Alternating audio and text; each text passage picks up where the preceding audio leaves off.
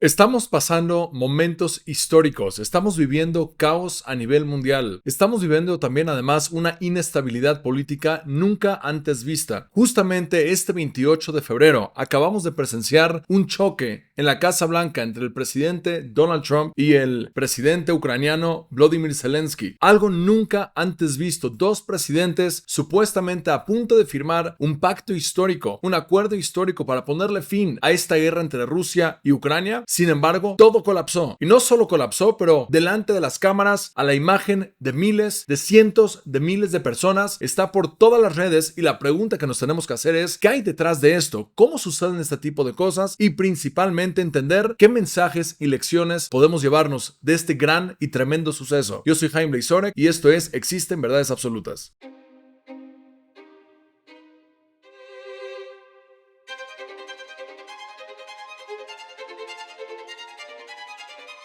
Antes de comenzar con esta secuencia de eventos, tenemos que empezar a entender un poquito acerca de el antes, el suceso del 28 de febrero y finalmente qué se nos espera, qué viene en un par de semanas o en un par de días en cuanto a este tremendo conflicto y la resolución que se está buscando. Curiosamente, el 26 de febrero del 2025, apenas hace unos días, el Associated Press saca un artículo titulado que dice Zelensky visitará la Casa Blanca el viernes para firmar acuerdo, informó Trump. O sea que está la planeación justamente para poder cerrar este acuerdo y ponerle fin a este conflicto entre Rusia y Ucrania. Ahora es una guerra que tristemente lleva demasiado tiempo. Esta guerra, estoy leyendo aquí un artículo de CNN, escrito apenas el 23 de febrero de 2023, bueno, ya tiene 2 años, año y medio. Así ha sido la guerra en Ucrania, datos y cronología sobre la invasión rusa un año después. Esta guerra que comenzó el 24 de febrero del 2022, realmente a nivel global el impacto ha sido sentido por todos lados del mundo y Trump está buscando cómo acabar con este conflicto. Uno de los últimos datos que estoy viendo aquí enfrente de mí en este momento, eso sí es reciente, se estima que ya van más de 1 millón de muertos en esta guerra. Más de 1 millón de muertos. 2 años y medio y seguimos con este conflicto. Y todos los políticos, todos los países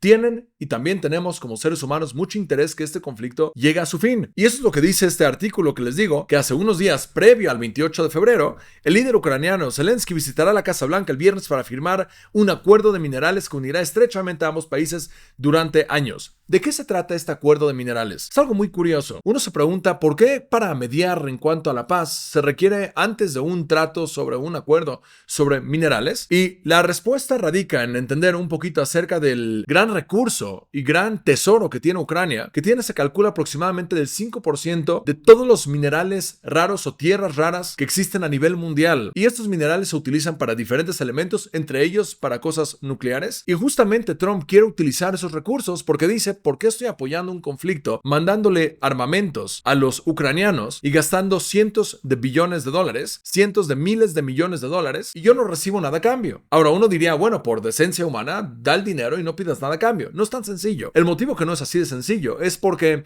Estados Unidos no es que es la potencia mundial, sin embargo también tiene sus problemas internos y por lo tanto siempre tiene que estar contemplando el nivel de la economía interna y todos los gastos que están teniendo y el impacto y los diferentes recursos que tienen que utilizar por todos lados del mundo. Entre ellos, con todos sus aliados, también hay otra guerra, que más adelante vamos a platicar un poquito acerca de esa, entre Israel y en la Franja de Gaza. Seguimos con los terroristas de Hamas, un conflicto que tampoco ha terminado. Pero se estimaba, se esperaba, se platicaba que el presidente Zelensky y el presidente Trump ya habían llegado a un acuerdo. Vi en algunos artículos que realmente esta formalidad era solamente eso, una formalidad. O sea, ya se había llegado al acuerdo, ya se había establecido en este acuerdo, en este contrato, qué porcentaje Estados Unidos iba a estar recibiendo de los minerales y de estas tierras raras que tiene Ucrania. Y todo este beneficio automáticamente iba a hacer que Estados Unidos se vea involucrado en la tierra de Ucrania, mandando ahí trabajadores, mandando a lo mejor ahí militares para proteger ahora sí sus propios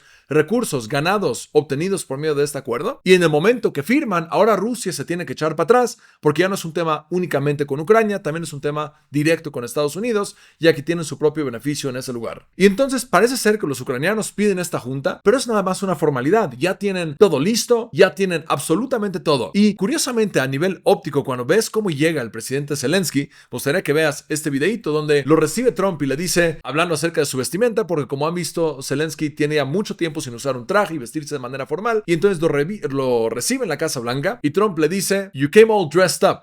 Quiero que vean este video.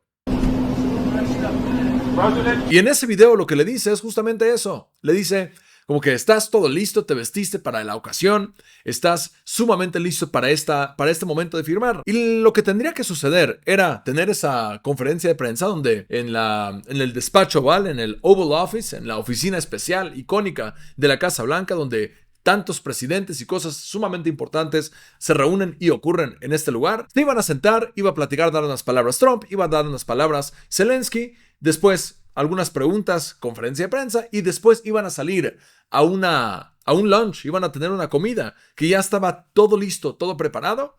Después de eso iban a firmar el contrato, el acuerdo, y de ahí en adelante se esperaba la paz. Y lo más inesperado ocurrió. De una conferencia de prensa de 46-47 minutos se genera un caos tremendo, un caos inesperado. Dice un artículo de CNN, escrito el 28 de febrero, titulado Trump acusa a Zelensky de jugar con la Tercera Guerra Mundial en una tensa reunión en la Casa Blanca que terminó sin la firma del acuerdo sobre los minerales. En los últimos 7, 8, 9 minutos de esta conferencia, de esta plática que están teniendo en el Oval Office, en la oficina oval de la Casa Blanca, se desata todo un caos. Y en ese momento empieza toda una discusión. El vicepresidente americano interviene, hace su breve intervención y se engancha en el concepto de decir: no has sido muy agradecido. ¿Nos has agradecido alguna vez? ¿Nos has agradecido algún momento? ¿Estás de cierta forma menospreciando la Casa Blanca? ¿No nos estás dando el valor, el lugar que nosotros nos merecemos? Y Donald Trump le dice: estás jugando con la Tercera Guerra Mundial, y le dice que no está siendo muy agradecido, le dice que está siendo irrespetuoso, cosas nunca vistas en público. Algo que nunca se espera generalmente cuando tienes una conferencia entre una junta entre dos diferentes presidentes, y más Ucrania, que en este momento está por todos lados en las noticias. Se espera que haya un poquito de cordialidad, un poquito de amabilidad, un poquito de decencia. No sirvió absolutamente de nada. Según Bateman, en este artículo de BBC, dice: la reunión desembocó en un momento de tensión extraordinario y sin precedentes. Quien destaca que Trump y Vance han aprovechado el encuentro para darle una reprimenda pública al líder ucraniano. Me gustaría que veas unos minutitos o un par de ejemplos de qué me refiero, porque si no lo viste, tienes que ver este enganche que tuvieron estos dos líderes y cómo se desató todo esto en la oficina oval de la Casa Blanca. What kind of diplomacy, JD, you are speaking about? What do you mean?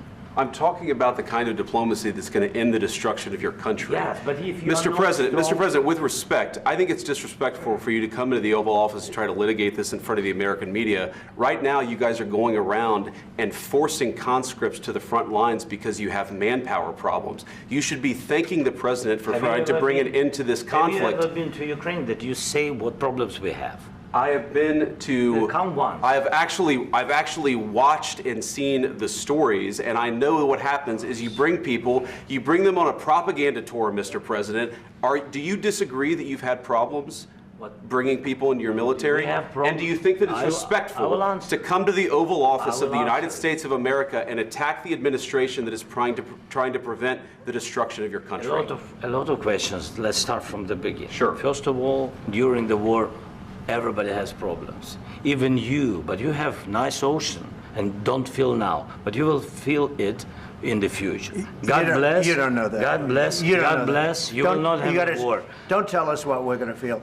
We're trying to solve a problem. Don't tell us what we're going to feel. I'm not telling you. Because you're in no position to dictate that. That's Remember exactly this. what You're in no position to dictate what we're going to feel. We're going to feel very good. You will feel influence. We're going to feel very good and very strong. You will feel influence. You're right now not in a very good position. You've allowed yourself to be in a very bad position, and he happens to be right about it. From the very beginning of the war. You're not in a good position. You don't have the the cards right now.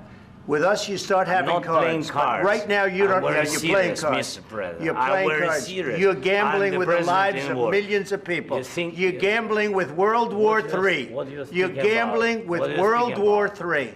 And what you're doing is very disrespectful to the country, this country. That's with back all to respect to you. your Far country. more than a lot of people said very they respect. should have. Have you said thank you once this A lot entire of meeting? times. No, in this Even entire meeting, today. have you said thank Even you? today. Algo nunca antes visto. ¿Viste este tipo de debate, este tipo de tensión que surge en el público? Algo tremendo. Y si te fijaste cómo al final Trump termina esta discusión y dice: This will make some great TV. El señor presidente Trump está súper atento a cómo esto está siendo percibido y dice, lo que podemos garantizar es que esto ha sido una sensación para la televisión. Y efectivamente así es, está por todos los medios porque nunca antes esperaba algo así. Y lo que tenemos que preguntarnos es, ¿y ahora qué? Y más allá de eso, entender un poquito qué hay, cómo surgen estas dinámicas y qué mensajes nos podemos llevar nosotros, principalmente en un podcast donde queremos retomar la parte central de los valores, de estas tradiciones que vemos en la Torá, que vemos en la Biblia, que vemos cómo esto ha marcado el pensamiento occidental. ¿Podemos destacar, rescatar algo de este debate, de este momento de tensión? Sugiero que sí. Lo curioso es que estoy viendo en un artículo que apenas salió hace unas horas, publicado por Excelsior, dice lo siguiente: Zelensky dice estar listo para firmar acuerdo de minerales con Estados Unidos tras tensa reunión con Trump. O sea que, curiosamente, ya se solucionó a lo mejor un nivel de tensión muy, muy fuerte que se llevaron en esa discusión y ahora lo sacaron de la Casa Blanca al presidente Zelensky, lo regresan a Ucrania y ahora, al parecer, está listo para firmar otra vez este acuerdo de minerales, el cual había quedado en suspenso después de una tensa reunión con el presidente Donald Trump. Parece ser que este acuerdo no se va a caer. Y presiento que no se va a caer. Presiento que nada más es un tema de esperarse un poquito y van a llegar a algún tipo de conclusión y poder firmarlo en algún momento cercano. Marco Rubio, que es estaba también ahí en la oficina en el momento de esta discusión, que también tuvo una intervención, él dijo lo siguiente. Él dijo, el presidente Zelensky tiene que pedirnos una disculpa a Estados Unidos, tiene que pedir una disculpa a Trump. Y diferentes países reaccionaron de formas distintas. Algunos países, principalmente de la Unión Europea, salieron directo a proteger y a hablar de manera muy positiva sobre lo que había hecho el presidente Zelensky. Entre ellos se encuentra Keir Starmer, entre ellos se encuentra el presidente Macron, entre ellos Sánchez, el presidente de España. Cada uno de ellos sacó un mensaje más o menos parecido, diciendo que estamos contigo, consideramos que lo que hiciste fue lo correcto y eres un ejemplo para cómo manejar conflictos y etcétera, etcétera. Y me imagino que esos son tipos de mensajes que son los últimos que el presidente Trump quiere leer, quiere escuchar, quiere ver. La pregunta es, ¿y ahora qué? Creo que hay un par de mensajes que nosotros nos podemos llevar relacionado con todo este conflicto, algo inesperado que sucedió a los ojos de todo el público. Parte del motivo que es un poquito complicado elaborar lo que estuvo sucediendo es justamente porque nadie lo espera, casi no hay palabras. Al ser algo sin precedentes, no hay palabras para expresar lo que sucedió. Me gustaría rescatar un par de cosas. Para empezar, two things can be true at the same time. Esta es una frase que digo muchas veces, es una de mis frases favoritas porque muchas veces nos metemos en este chip de es o una o la otra. Y no siempre es así. Dos cosas pueden ser verdad al mismo tiempo. Two things can be true at the same time. No necesariamente todo tiene que ser verdad al mismo tiempo, pero varias cosas sí pueden ser verdad al mismo tiempo. Para empezar, los ucranianos es posible que tenían esto ya previsto. Sugiero que si ya sabían que tenían que solamente firmar y era una cuestión de estar ahí presente unos minutitos y decir hola y contestar y demás, se me hace que a lo mejor no estuvo bien pensado por su parte y creo yo que ahí sí hay un elemento de culpa o de responsabilidad en cuanto al manejo por parte del presidente Vladimir Zelensky. Me queda claro que estamos hablando de un país que fue atacado de manera injustificada, como unos datos importantes que creo que tenemos que mantener cuando se trata de esta guerra, porque hubieron varios comentarios que el presidente Trump empezó a sacar y empezó a hablar acerca de cómo a lo mejor Zelensky es un dictador y que a lo mejor él tuvo algún tipo de responsabilidad. No, la realidad es que no es así. En 1991, la Ucrania, que era parte de la República Soviética, fue independizada en 1991 y empezaron a tratar de acercarse a la Unión Europea y a la OTAN para poder lograr un tipo de seguro que nunca van a tener que regresar a la Unión Soviética y más porque el presidente Vladimir Putin, el presidente ruso, no es al parecer una buena persona. Entonces quieren asegurarse, entonces quieren pertenecer a la OTAN y entonces esto genera todo un conflicto. En el 2014, bajo la presidencia de Barack Obama, y bueno, también el presidente ruso seguía el mismo, Vladimir Putin, Rusia invadió y anexó la península de Crimea. Dentro de ellos se apoderó de dos diferentes elementos, entre ellos se encuentra Donetsk y Luhansk, que son dos diferentes partes de Crimea que Rusia ya empezó a llevárselas. Y eso obviamente, bajo los acuerdos de hoy en día, no lo van a recibir de regreso a Ucrania. O sea, no hay forma de negociar con esos elementos. Sin embargo, Rusia argumentaba que en el momento que Ucrania quiera acercarse a la OTAN, se genera algún tipo de riesgo para Rusia y por lo tanto es algo que ellos no están dispuestos a aceptar. Y entonces, de manera preventiva, empiezan ellos a atacarlos a los ucranianos. Y entonces, este tema de agresión por parte de los rusos, tenemos que aclararlo. No es un tema de Ucrania, es un tema completamente, toda la responsabilidad le recae a Rusia. Sin embargo, al mismo tiempo, en el momento que vas a firmar un acuerdo, no es, y menos para generar un espectáculo de televisión, no es el momento indicado para decir todas las cosas que tienes guardadas y que quieres que todo el mundo se lo sepa. Estaba platicando con un amigo cercano y me dijo, pareciera ser que el presidente ucraniano, parte de lo que quiso hacer fue victimizarse.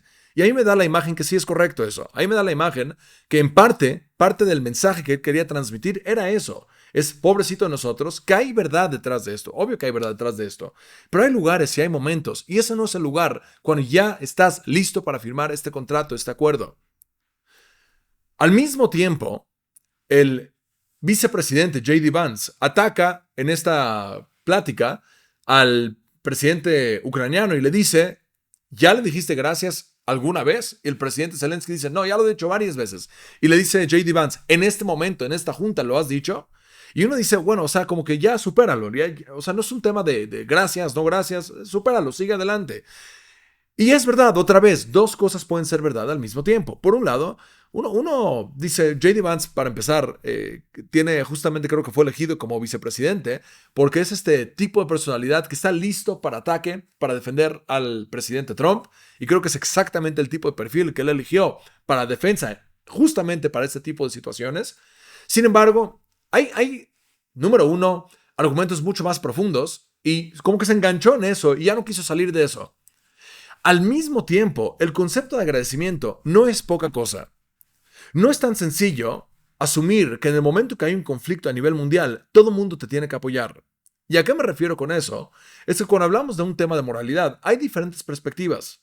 Y creo que la más convencional tiene que ver con una moral utilitaria.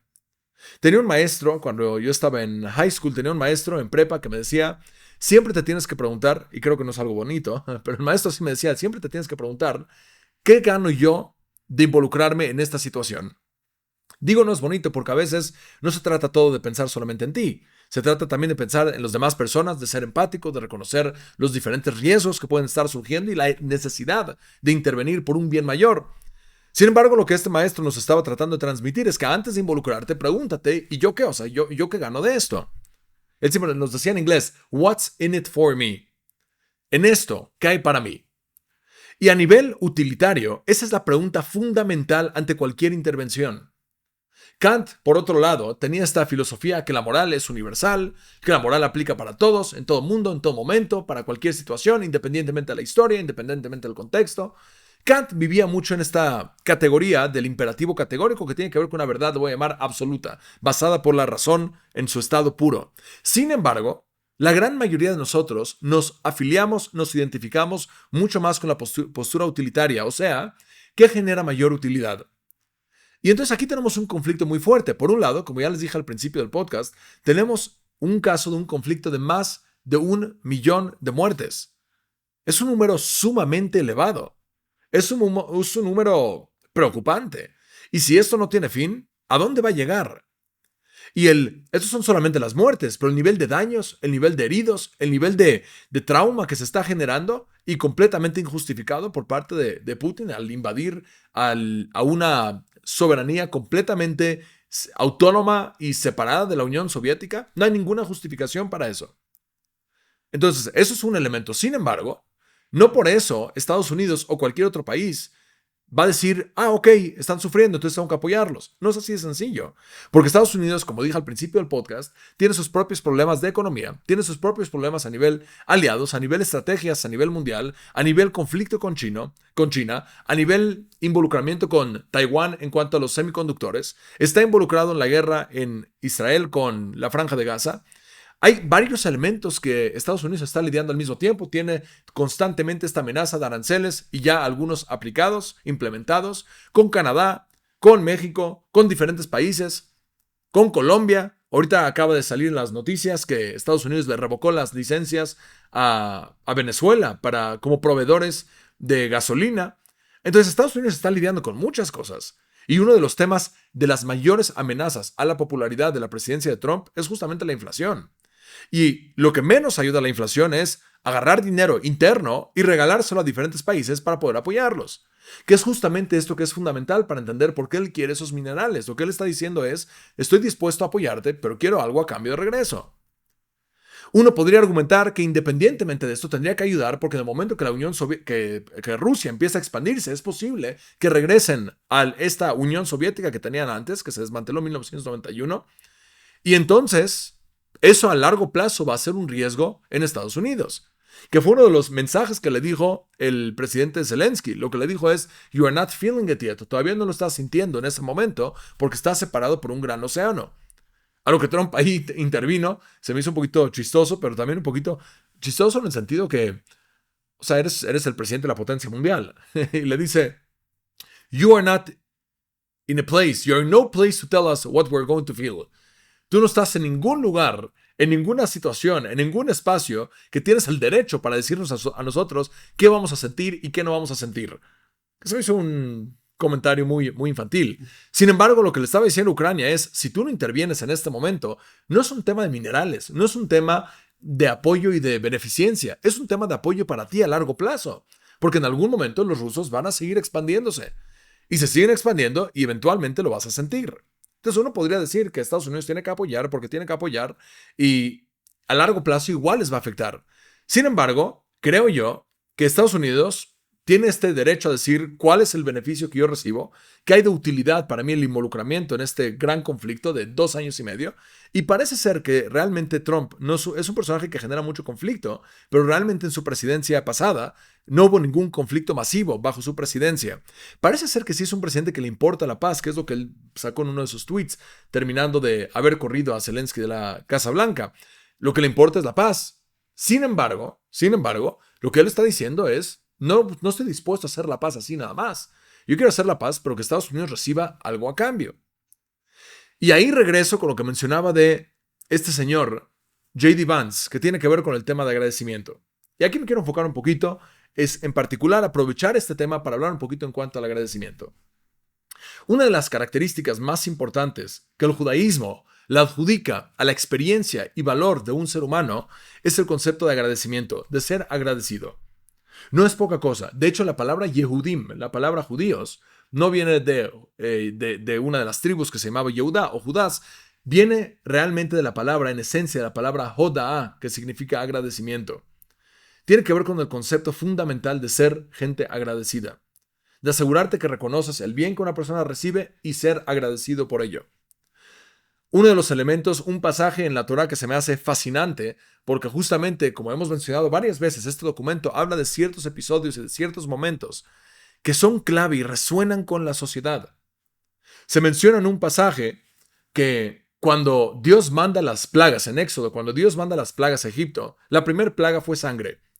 Y lo que hace Dios es, les manda una plaga tremenda que afecta a todo el río Nilo, que era no solamente este elemento que abastecía todo Egipto para el tema del agua, pero además de eso tenía esta connotación de algo divino, de un ser supremo, de uno de los dioses, de una de las deidades que los egipcios tenían. Y en cada una de las plagas, Dios le pide a Moisés que intervenga. A cada una de las plagas le pide que intervenga. Sin embargo, en la plaga de la sangre, no lo hace Moisés. Le pide a su hermano, a Aarón, le pide a otra persona que se involucre en la plaga de la sangre, y el procedimiento iba a ser que avienten o que le peguen al río Nilo, y ese iba a ser el acto simbólico en el cual Dios iba a intervenir en ese momento para transformar todo el agua en sangre. Preguntan los comentaristas, ¿por qué en esa plaga, en la primera plaga, por qué Moisés no le pega al río Nilo? ¿Cuál es el problema de pegarle al río Nilo? Contestan los comentaristas, esto viene de uno de los clásicos comentaristas de la Biblia, conocido como Rashides, que es Rashi, de los 1100 del siglo XI, más o menos era un rabino francés. Dice él que el motivo que él no le pega al río Nilo es porque debía demostrar ser una persona agradecida. Ok, ¿por qué eso tiene que ver con ser agradecido? La respuesta es que cuando Moisés nació, cuando Moshe nace, este líder nace, su mamá lo aguanta en su casa, lo esconde en su casa por 3 meses, pero después de esto ya no podía quedárselo en su casa. Y había un edicto, había un decreto a nivel gobierno en Egipto que todos los varones tenían que matarlos. Y cuando ya se vio muy peligroso mantenerlo en la casa, lo agarraron a Moisés, lo pusieron en un barquito, ¿no? En una teba, que era una balsa, era una canastita con chapopote para que no se hunda, y la pusieron en el río Nilo. Y el río Nilo, de manera simbólica, salvó la vida de Moisés. Y como el río Nilo salvó la vida de Moisés, dice este comentarista, no es correcto que le pegues al agua cuando el agua te salvó a ti en algún momento. Y uno se pregunta, pero el agua no siente. Da igual si el agua le pegas o no le pegas. El agua no es algo animado. El agua no tiene alma. El agua no siente, no tiene emociones. ¿Cuál es el problema? Que Moisés agarre su bastón, le pegue, su vara le pega al río Nilo. Y de esa forma empiece la plaga de la sangre. La respuesta es que no tiene que ver con lo que siente el río Nilo, pero es principalmente para desarrollar el carácter personal de siempre estar consciente que de cualquier cosa que has recibido algún tipo de beneficio, mantén un trato especial, un trato digno, un trato aunque eso no lo sienta, tú tienes que recordártelo a ti para convertirte en un tipo de persona que es agradecida. Este valor y este principio es fundamental en el pensamiento de la Biblia, de la Torá. Es fundamental reconocer que cuando algo te sirvió, te aportó de cierta forma, tienes que ser agradecido. Otra vez, 2 cosas pueden ser verdad al mismo tiempo. El argumento de J.D. Vance, como que ya, supéralo y sigue adelante. Deberías de argumentar cosas a lo mejor un poquito más profundas. Sin embargo, al mismo tiempo, sí creo yo que cuando un presidente va a un país y va a recibir cientos de billones de dólares, apoyo militar, o a lo mejor conseguir esta paz tan deseada tanto por los ucranianos como por el resto del mundo, quién sabe si por los rusos, asumo que la población sí, quién sabe si el presidente tiene interés, pero se requiere de desarrollar este nivel de agradecimiento. Y en ese sentido, la crítica creo yo que sí está bien aplicada. No se me hace correcto que como presidente de un país vas a otro lugar y lo que haces es generar un conflicto generar un espectáculo delante de toda la población americana y el resto del mundo. Si una persona te está apoyando, si no te gusta, no recibas el apoyo, pero si sí vas a recibir el apoyo, hazlo de manera decente y agradecida. Y creo que esta es una gran lección que cada uno de nosotros nos llevamos. Se esperan momentos caóticos. El mundo no está en calma, no hay tranquilidad, no hay orden, no hay estructura. Se esperan momentos sumamente complicados. Creo yo, mi predicción es que dentro de corto plazo, realmente Ucrania se va a juntar con Estados Unidos y va a firmar este acuerdo de los minerales y la paz a lo mejor a corto plazo se va a lograr y ojalá eso sea una paz duradera también a largo plazo, mediano y largo plazo. Sin embargo, creo que tenemos que tener los ojos bien abiertos y mantenernos alerta para asegurarnos que de cada uno de estos momentos ya sea históricos, de tensión, sin precedentes y demás, tener esta sensibilidad para rescatar ciertos mensajes y ver cómo ciertos valores se siguen transmitiendo por medio de estas interacciones, a veces por gente que demuestra de manera virtuosa un nivel de comportamiento elevado y a veces por gente que le falla a esos valores. El día de hoy tenemos una obligación de conectarnos con este elemento vital y fundamental de la experiencia humana que es desarrollar el concepto de ser gente agradecida. Si no tenemos agradecimiento, nos falta este elemento tan básico de la experiencia humana en el sentido profundo. Yo soy Jaime Lisorek y esto fue Existen Verdades Absolutas.